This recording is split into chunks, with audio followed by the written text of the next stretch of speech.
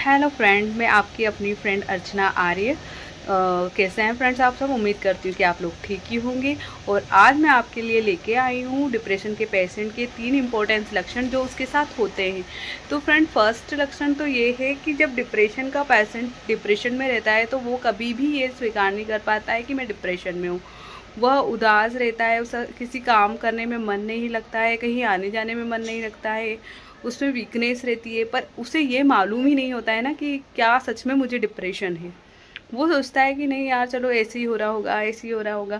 पर दिन पे दिन जैसे जैसे दिन बढ़ते जाते हैं और वो इस चीज़ से स्ट्रगल करता है तो उसे कहीं ना कहीं ऐसा लगता है कि मेरे साथ कुछ तो हो रहा है। अब ये नहीं है, ऐसा ज़रूरी नहीं है कि आपको डिप्रेशन हुआ है तो या पूर्व में आपके साथ कोई दुर्घटना हुई हो, कुछ हुआ हो, उसी के वजह से डिप्रेशन हुआ है या टेंशन की वजह से डिप्रेशन हुआ है। ऐसा कुछ नहीं होता है। लोग ये तो कहावतें करते हैं कि भैया ये टेंशन लेता होगा, ऐसा करता होगा तो इससे डिप्रेशन हो रहा है। बाकी ऐसा कुछ नहीं है। आप ये ले मान लीजिए कि ऐसा लोग सोच लेते हैं कि भाई इसे डिप्रेशन हुआ है मतलब मुझे डिप्रेशन हुआ है तो मैं कमज़ोर हूँ। ऐसा ज़रूरी नहीं है कि डिप्रेशन कमज़ोर इंसान को ही हो, कमज़ोर व्यक्ति को ही हो। डिप्रेशन किसी को भी हो सकता है, ये भी एक बीमारी ही है। मान लो यदि हमें बुखार आ जाए तो क्या हम ज़बरदस्ती बुखार को लाते हैं कि नहीं भैया हमको बुखार आ गया है? ऐसा कुछ भी नहीं है। आप लोग इस चीज़ को समझो। और जो लोग सोच रहे हैं कि भैया हमको डिप्रेशन हो ही नहीं सकता, ऐसा हमें, ऐसा कुछ नहीं है। कोई भी बीमारी बोलकर नहीं आती है। तो फ्रेंड्स, आप इसे समझो। आप लोग क्यों नहीं समझ रहे? मुझे तो समझ में ही नहीं आ रहा है। सेकेंडली ये है कि जब डिप्रेशन से व्यक्ति बहुत ज़्यादा उब जाता है कि यार रोज़ रोज़ का मेरे साथ ऐसा क्या हो रहा है, तो वो अपने परिवार से बोलता है कि यार, कि घर वालों से कि मुझे ऐसा हो रहा है, कहीं मुझे सच में डिप्रेशन तो नहीं है। तो रही बात वो अपने घर वालों से करता है तो घर वाले भी उसे यही बोलते हैं कि भैया डिप्रेशन डिप्रेशन कुछ नहीं होता है, तुम इतना मत सोचो, क्यों सोच रहे हो, ऐसा कुछ नहीं होता है, ऐसा मत सोचो, आगे की सोचो, कहीं नहीं है, सब ठीक हो जाएगा। अब वो व्यक्ति बेचारा मदद की गुहार लेके आया है, वो मदद मांग रहा है कि मेरे साथ ऐसा हो रहा है, भाई क्यों हो रहा है मेरे साथ। उसको सांत्वना देने के गया दूर, उसको और बोल दिया जाता है कि भाई कुछ नहीं है, टेंशन मत ले, सब ठीक हो जाएगा। मान लो यदि आपको बुखार हो गया और आपको कह दिया जाए, उस बुखार को हम कह देंगे कि भैया तेरे बुखार को बोल दे तू तो कि बुखार तुझे आया है तो उसका लेवल कम हो जाए। तो ऐसा हो सकता है क्या?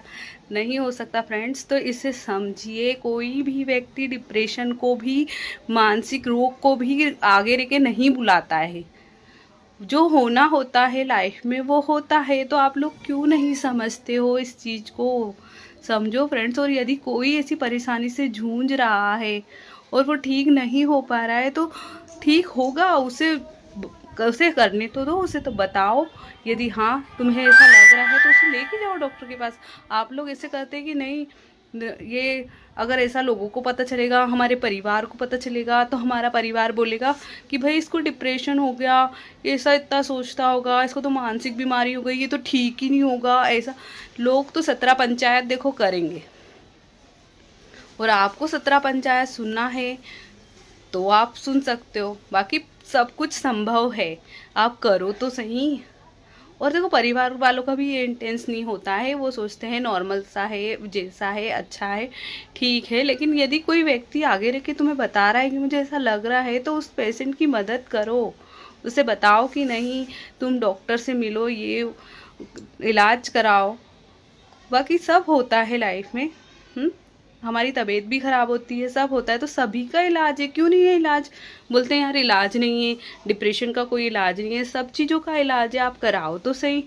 थर्ड इंस्टेंस डिप्रेशन के मरीज का, कि वो डॉक्टर के पास जाने से डरते हैं कि हम डॉक्टर के पास जाएंगे तो ऐसा वैसा, बाप रे, ये ऐसी मेडिसिन दे देंगे, वैसी मेडिसिन दे देंगे।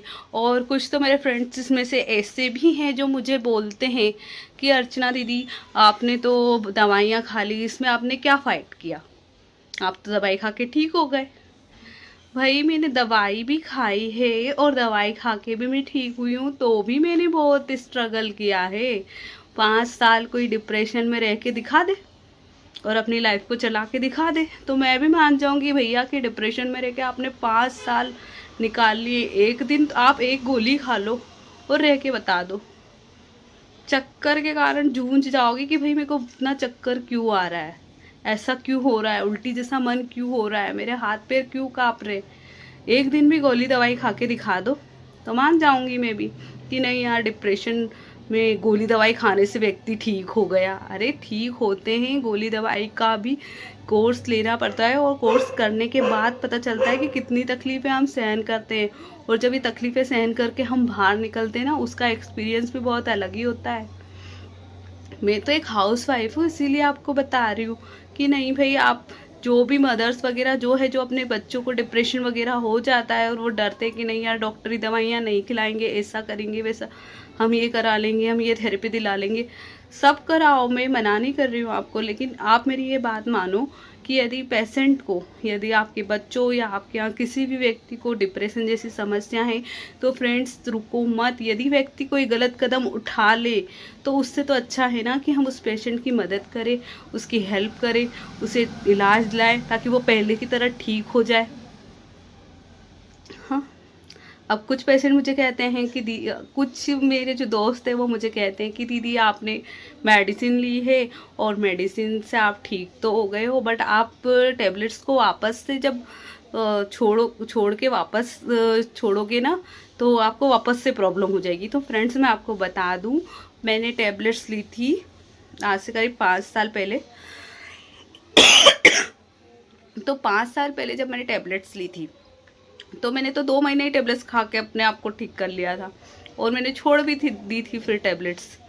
और फिर मैंने 3 साल टेबलेट खाई नहीं, अपने आप को सही रखने की कोशिश की। अब मुझे 3 साल बाद यदि वापस से डिप्रेशन के सिम्टम्स आ गए सॉरी फ्रेंड्स, मुझे थोड़ी तबीयत मेरी ठीक नहीं है, बट फिर भी मैं आपसे बात कर रही हूँ, आपको बता रही हूँ कि मुझे फिर से थोड़े सिम्टम आ गए। मतलब उस बीच मुझे डिप्रेशन के थोड़े थोड़े लक्षण थे, बट आई इग्नोर इट, मैंने इग्नोर किया। और आज मैं बता रही हूँ ना आपको, 3 साल बाद मुझे थोड़े थोड़े सिम्टम्स फिर आए, मतलब इसी साल मुझे वो सिम्टम्स आए थे, तो मैंने फिर से स्टार्ट की थी और मैंने 5 टेबलेट्स ली भी थी फ्रेंड। और अभी मैंने टेबलेट्स कम कर दिया, अब हाफ टेबलेट में ले रही हूँ।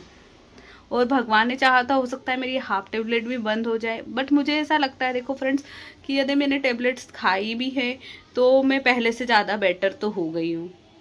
अब मैं समझने लगी हूँ, पहले मैं इतनी वो थी कि यार मैं, कोई मुझे जरा सा बोल देता था ना, मैं अपने प्रति स्ट्रांग ही नहीं थी, कोई जरा सा बोल देता था तो ये रोना गाना करती थी, चुपचाप बैठी रहती थी कि यार सामने वाले ने मुझे ऐसा बोल दिया है, मैं सहन नहीं कर पा रही हूँ, ऐसी मेरी कंडीशन थी। बट ये है, यदि आज मुझे कोई उठा के कुछ बोल दे और मैं सहनशील नहीं हूँ तो मैं उसका जवाब भी दे देती हूँ।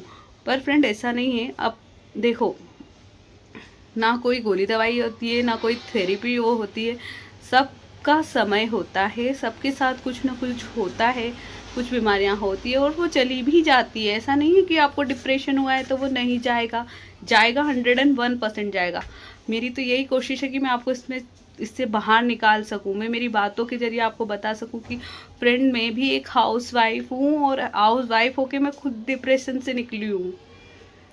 एक हाउस वाइफ के लिए कितना खतरनाक होता है, मतलब परिवार को संभालना। आप लोग तो समझ रहे होंगे, जो हाउस वाइफ होंगे उनको तो पता ही होगा कि डिप्रेशन से निकलना तो दूर की बात है, घर से निकलना ही वो हो जाता है भाई कि यार अच्छा पेशेंट भी वो सोचता है बाप रे मुझे मेरा परिवार लेके चलना है, वो खुद ही डिप्रेस रहता है।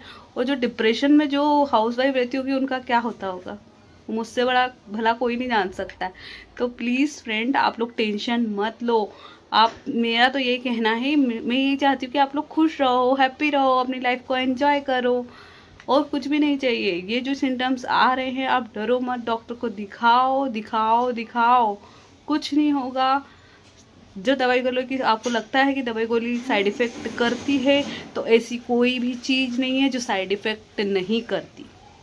सभी चीज़ें साइड इफ़ेक्ट करती है और साइड इफ़ेक्ट समय के साथ धीरे धीरे चले भी जाते हैं फ्रेंड्स। तो मेरे फ्रेंड्स, आप लोग मेरी बातों को यदि समझ पाते हो और मेरी ये सोच रहे हो कि यार दीदी कितना क्या क्या कुछ भी बोल देते, पर मैं जो बोलती हूँ सच बोलती हूँ और ख़राब बोलती हूँ। भले अब ये आप लोगों को भी पसंद आए या नहीं आए, आप कुछ भी कमेंट करो, मुझे कोई फ़र्क नहीं पड़ता, मैं तो आपकी हेल्प करना चाहती हूँ। और यदि आप मेरी बात से सहमत है तो प्लीज़ फ्रेंड मेरे वीडियो को लाइक करें, कमेंट करें। फ्रेंड यदि आप चाहें तो मैं आपके लिए ऐसे बहुत से वीडियो बना सकती हूँ, आपको मोटिवेट कर सकती हूँ।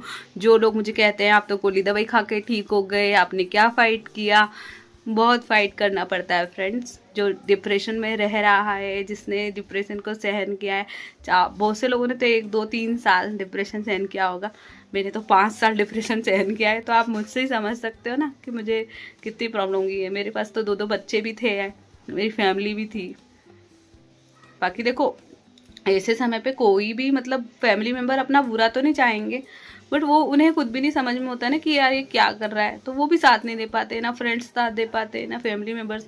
जो स्ट्रगल होता है ना वो हमें ही करना पड़ता है। तो प्लीज़ फ्रेंड्स थोड़ा समझो, थोड़ा स्ट्रगल करो, कुछ नहीं होगा, मत डरो, ठीक हो जाओगे। ओके, तो मिलती हूँ नेक्स्ट वीडियो में।